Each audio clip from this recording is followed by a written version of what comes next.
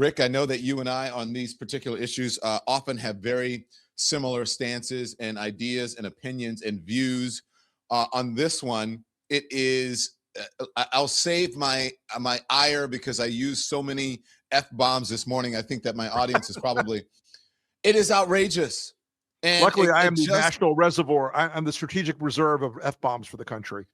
It just keeps getting worse. Welcome, Rick Wilson. By the way, congratulations on your new marriage. Very happy for you, newlywed. Thank you very much. It was Rick, delightful. As you saw what happened this weekend, and then the response from the administration as it unfolds, were you as outraged and angry as I was and am? Don, I've tried to teach myself over the last decade that as low as they go, they can always go lower. But the fact that this wasn't even a video that was, there wasn't even a shadow of a doubt. He did not have a gun in his hand. They mobbed him, pepper sprayed him, knocked him down, took the gun that was legally being carried in his holster, in his trousers, and then shot him 8 times in the back. And then sat there, instead of giving him CPR, counted the bullet holes and high-fived each other and thought, hey, we're heroes. And this administration that immediately rolls out domestic terrorist. Everything we know about Alex Pretti has made it even harder to take that this was a good man, that this was a man who did good work in his community, that was protecting someone when this occurred. And it's both, I was both enraged and heartbroken by this story. And we have to look at it in the eye and call it what it is. This is a public execution. This is a public execution by American secret police. And there's nothing this administration can do right now to make up for this at all, except take every one of these people out of every American city. They're not about immigration anymore. They're about abusing and killing American citizens. Yep. That's what they're about. And I don't know what the answer is, Rick, because if the state has any recourse, but the number of federal agents outnumber the local police force. They are even, look at this is ridiculous. You can see that they attacked this man. He was not the aggressor here. There's so many angles of this video, but they outnumber the police force. They're blocking them from investigating this. They're blocking them from even getting close to the scene. This is, I'm going to end badly. Sadly, it's going to get worse. And I don't want that to happen, but Rick, it is going to get worse. And what happens, I said, God forbid, what happens if there is one of these goons and they get killed? That is going to, it's going to be turmoil. Don, I wrote a piece yesterday evening, sort of imagining what happens when ICE fires into a crowd for the first time. It kills more than one person at a time. When they move from killing retail to killing wholesale, and if they do that, I think this country is at that point kind of lost. I think we're in a civil war at that point. I think that these people in the Trump administration want it. I think they want that level of violence against Americans because they want to scare people. They want to control people. And even today, you've got people in the White House, Insurrection Act. Now, that's probably Stephen Miller off the record, but none of this is America. This is not the rule of law. This is not the Constitution. This is not civil rights or civil liberties. This is a mad, angry bunch of men who have been sent there with no training, no discipline, and no values to assault and attack American citizens. And if Chuck Schumer doesn't stop this damn CR this week, then ICE is going to get $75 billion more to do more of this to us. Oh boy. Speaking of Stephen Miller, Stephen Miller was addressed at the White House briefing this afternoon. Caroline Leavitt, I'm sorry, I hate to do this to you. I'm going to play a Caroline Leavitt set. Caroline. I'm sorry to you, Rick, and I'm sorry to the audience. Things Caroline, things what? The things I do. I know. Stephen Miller has, won't say if Stephen Miller has apologized to the Pretti family for calling him a domestic terrorist and among other things. Here it is. Caroline, on Stephen Miller's comments, will Stephen Miller be apologising to the family of Alex Pretti for calling him, quotes, an assassin who tried to murder federal agents, despite the fact that, as you say, this is still under investigation? Look, again, this incident remains under investigation, and nobody here at the White House, including the President of the United States, wants to see Americans hurt or killed and losing their lives in American streets. And we mourn for the parents. As a mother myself, of course, I cannot imagine the loss of life, especially losing one's child. And that same empathy from the President goes for the parents of angel families, parents of victims of illegal alien crime across our country as well. And that's exactly why the President continues to be wholeheartedly committed to deporting the worst of the worst criminals from our country. This woman is the worst. She didn't answer the question. She is fucking out of her mind. And why did no one challenge her in that moment to say, answer the goddamn question? Don, your guess is as good as mine, brother, because I watch these White House press briefings. I'm like, okay, and the obvious follow-on question from whatever reporter is always left on the table. She gets up, she lies her ass off, and 99% of the time, the reporters are then like, does the president plan to go golfing this weekend? What the fuck? This is, asking if Stephen Miller or Kristi Noem will apologize to the family of Alex Pretti is a fundamental question. They both lied and defamed him.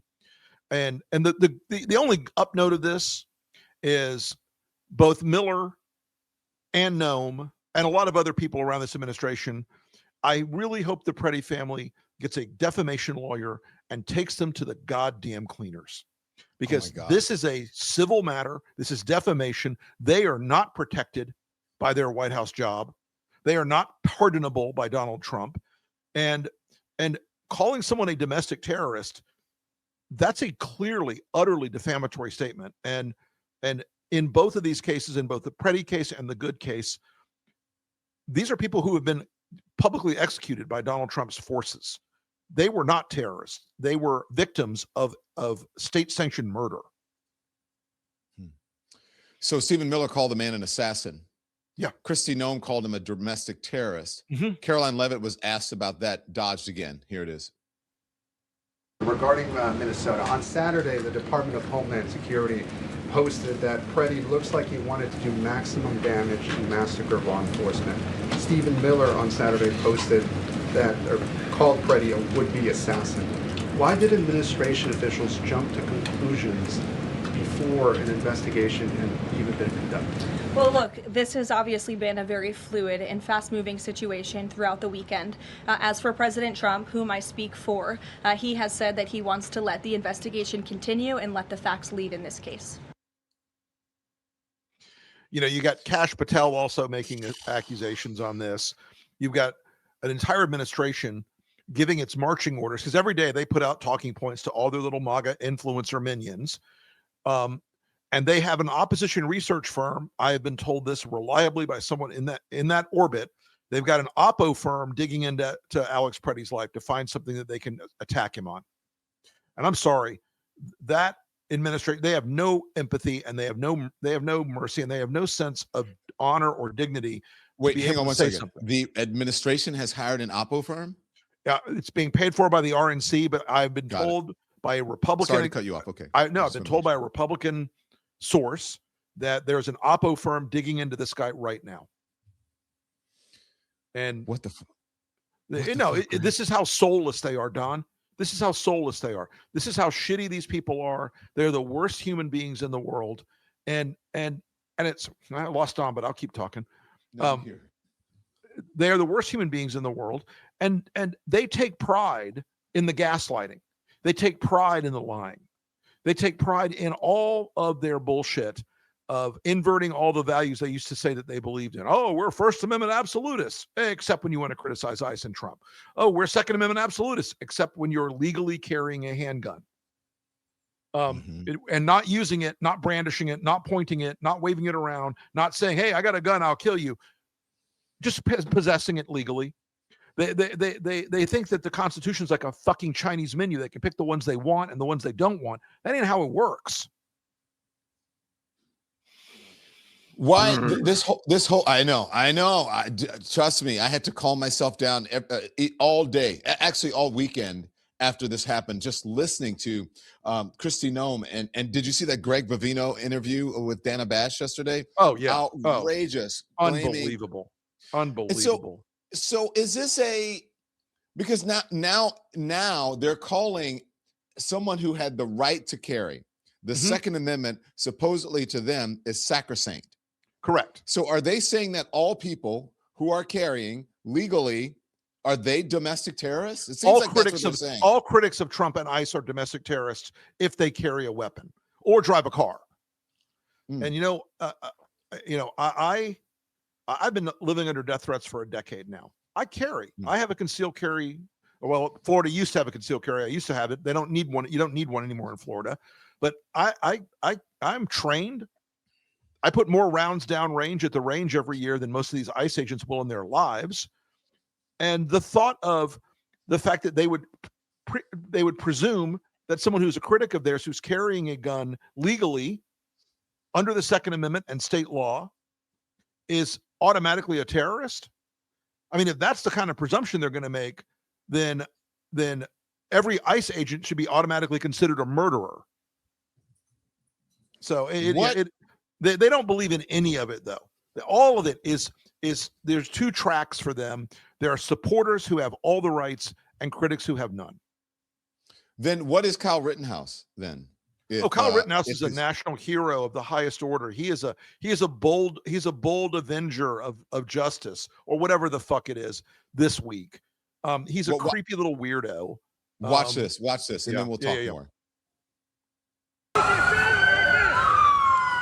As he left the scene that night, was Rittenhouse a trigger-happy far-right teenager? Or just a patriot trying to stop mob violence? Hey, with an AR-15 strapped to his shoulder. Hey, dude right here just shot them! Even at the time when we were in Kenosha after the shooting, Rittenhouse was dividing opinion. I say free Kyle. Free Kyle, yeah. Free Kyle Rittenhouse. It was illegal, though. He was criminal. No, he wasn't. He was a patriot. He was running for the patriot. That man is a patriot, and he's a hero, and he's going to be exonerated. His defenders said he had every right to open fire. Kyle Rittenhouse is the hero of Kenosha. That argument continues tonight, as the uncle of Jacob Blake spoke to reporters. We deserve the respect of this country. We deserve to walk the streets of this country. We deserve to march and rally peacefully without having our supporters murdered in the streets. Although a small crowd is gathered outside the courthouse, there is no sign of any further trouble in the town. But what this case has highlighted is the polarizing role of vigilantes and militias in American life. Who exactly are you? I'm an American. Emboldened in the Trump years, as we saw for ourselves in multiple states, the verdict today will be seen by them as a vindication of their right to carry weapons on the streets of American cities and to interpret self-defense in broad terms. The reason I wanted that to play out is Kyle Rittenhouse had an AR-15 strapped to his chest. Right. He killed 2 people. He shot 3 and killed 2. Correct. And was exonerated. And they're saying, did you hear when, Scott Bessent was on this weekend and said, who carries a gun to a protest? Did you see all of those? Oh, I saw the whole thing. In the video? And Scott Bessent is, to my mind, the thirstiest mofo in this administration, trying to like always be in the cool kid table. But to get back to Rittenhouse for a second, and to get back to these 3%ers and oath keepers and all those guys who show up at public protests strapped all the time, carrying their AR-15s, carrying their sidearms, wearing their body armor, wearing their masks, all that stuff. When they showed up inside the state house in Michigan, they were heroic people, even though some of them were later found out that they were going to try to kidnap the governor. They're called heroic. When those 3%ers and oath keepers are out there with guns, they're called heroic. When Rittenhouse is in the street, and look, that was not self-defense. He provoked it. They provoked it. If you're out there, if I walk out in the street and I'm like waving a gun around, and other people are, See that's a provocation. That's an attractive nuisance. I'm all for self-defense. You draw on me and it's going to, I'm going to do my best to defend myself. But in this case of Kyle Rittenhouse and in the case of these people, the provocation that they're allowed to do, they're allowed to bring entire formations of armed people to events under the Second Amendment and under the law, as long as they're peaceful and lawful. But Alex Pretti, who has got a permit to carry it, does not remove the gun, does not put his hand on the gun, does not threaten to use the gun, is pepper sprayed, beaten, clubbed over the head. Then one of the ICE agents takes his firearm away from his holster, and then they shoot him 8 times in the back. That is a public execution by the state. And it is, I tell my conservative friends, you used to always be afraid of overpowerful state, the government being too powerful. If the government can shoot you 8 times in the back in the street and the president's entire administration laughs it off and defends it, you don't live in a free country. The hypocrisy of it for me, that's why I had to show that Rittenhouse, to show them, because they're all saying he was armed, he should not have had a gun there. And it's like, what about these goons who were standing on public streets with their guns openly, openly defying law enforcement and saying that they were going to kill protesters? And Kyle Rittenhouse gets away with it. But the other gentleman, who is really a gentleman, loses his life. Loses his life. Look, if the Second Amendment only applies to friends of Trump and fans of Trump, you don't have a Second Amendment. If the First Amendment only applies to friends of Trump and fans of Trump, you don't have a First Amendment. And I keep joking about this, but to my count, they violated the First, the Second, the Fourth, the Fifth, the Sixth, the 10th, and the 14th Amendments just in the last few days in Minneapolis. I'm shocked that Trump hasn't violated the Third Amendment by making people quarter troops in their homes. It is madness how much abuse they're willing to level on the people of this city in the name of either whatever it is this week, whether it's Somali fraud or illegal aliens or criminals, whatever it is. But they sure seem to have their most aggressive and horrible behavior towards Americans who are critics of the administration. Amen to that, brother. Also, I want to talk to you about, I want to play this. This is from, where is it, Andy? The people who are talking about what happened during Obama. Can you roll that one for me, please, sir? Thank you. You want the Obama clip itself or some of the protest? No. The people who are talking about it on, I think it was Newsmax or something like that, about them not, people not protesting. Yeah, there we go. That's it, Andy. Oh, it's on Fox.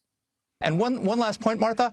I don't remember these protests when Barack Obama deported 3 million people from America. And I looked it up. The Pew Research Center found the majority of the people that Barack Obama deported had no criminal records other than immigration violations. But so also, there were no Mark, protests. most of those were at the border, Nobody's shutting down the government. Mark, those were at the border. Primarily, they were at the border.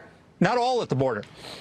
But not all. But the point is, the left was not attacking Barack Obama. They were not shutting down the government. They were not cutting funding for DHS. This is only because Donald Trump is doing it. Yeah. And Donald Trump had a mandate to do what he's doing because he was elected on this. 90% of Americans want everybody with a criminal record deported. So if we can focus on that, that's I mean, even President Trump has said that he wants a full investigation of this. The tone, is very different than it was after the Renee Good situation, which, seemed to be different in a lot of ways. So you can sense that the White House feels that this is something that they need to make some changes in, regardless of all of the good reasons that you're pointing out.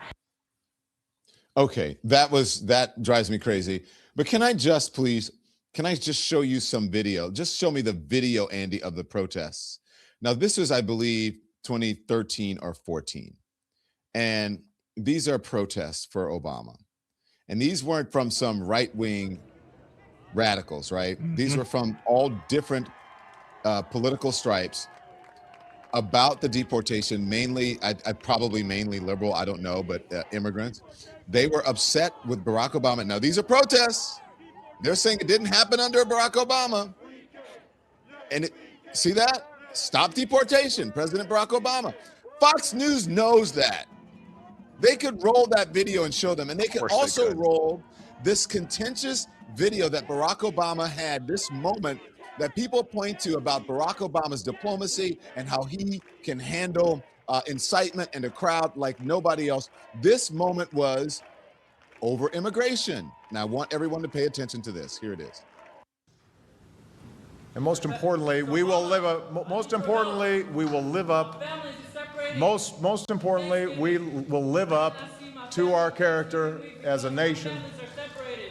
I need your help. There are thousands of That's exactly what we're talking about. Yeah. Every single day. That's why we're here. President, please use your executive order to halt deportation for all 11.5 undocumented immigrants in this country right now. We agree that we need to pass comprehensive immigration reform. At the same time, you have a power to stop deportation for all undocumented Actually, I don't. And that's why we're here. I need your help. Okay. Stop deportation! Thank you. All right. What I'd like to do. No, don't worry about it, guys. Okay, let me finish. Let me. How about these guys don't need to go. Let me finish. No. He can stay there. Let me. Hold on a second. Hold on a second. So, I respect the passion of these young people because they feel deeply about the concerns for their families. Now, what you need to know when I'm speaking as President of the United States and I come to this community is that if, in fact, I could solve all these problems without passing laws in Congress, then I would do so. But we're also a nation of laws. That's part of our tradition. And so the easy way out is to try to yell and pretend like I can do something by violating our laws. And what I'm proposing is the harder path, which is to use our democratic processes to achieve the same goal that you want to achieve. But it won't be as easy as just shouting.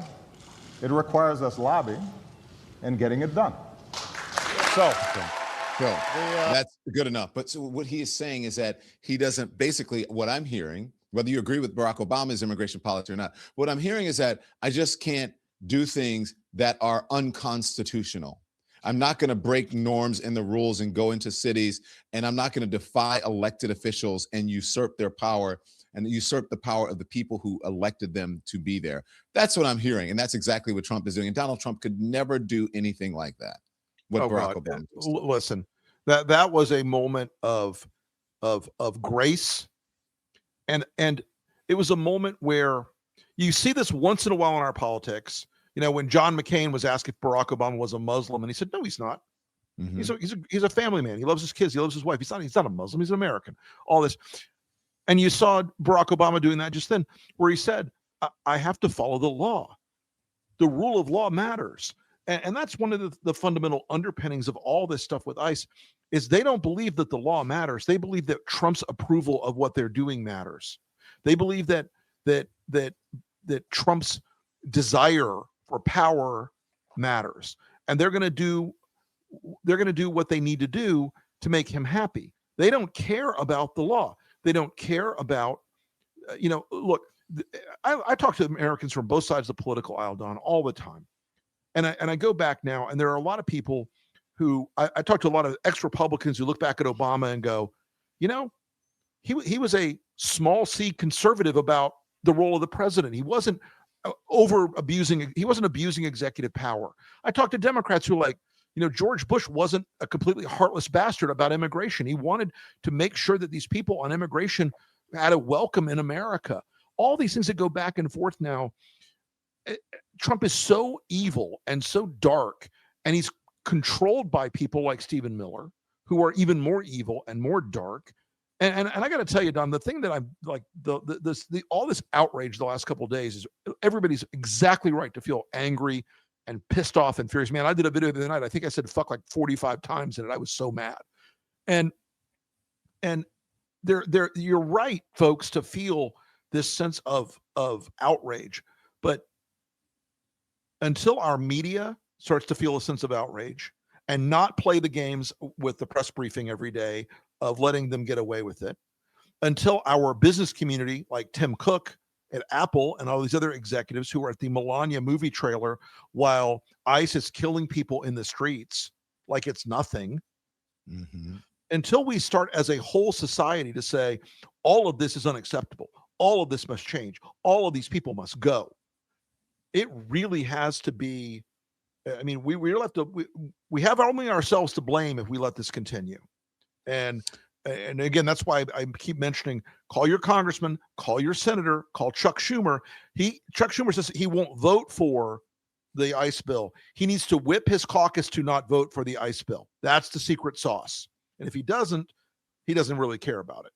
Thanks so much for watching, everybody. Your support means the world to us. Don't forget to hit that like button and subscribe so you never miss a show. We're live every weekday at 10 a.m. and 5 p.m. Eastern Time with new clips dropping at 2 p. and 8 p. And if you want even more Don Lemon Show content, join the Lemon community. Members get exclusive posts, behind-the-scenes videos, and live chats just for you. So hit the join button or visit our channel page to sign up. Thanks again for all your love and your support, and I'll see you next time.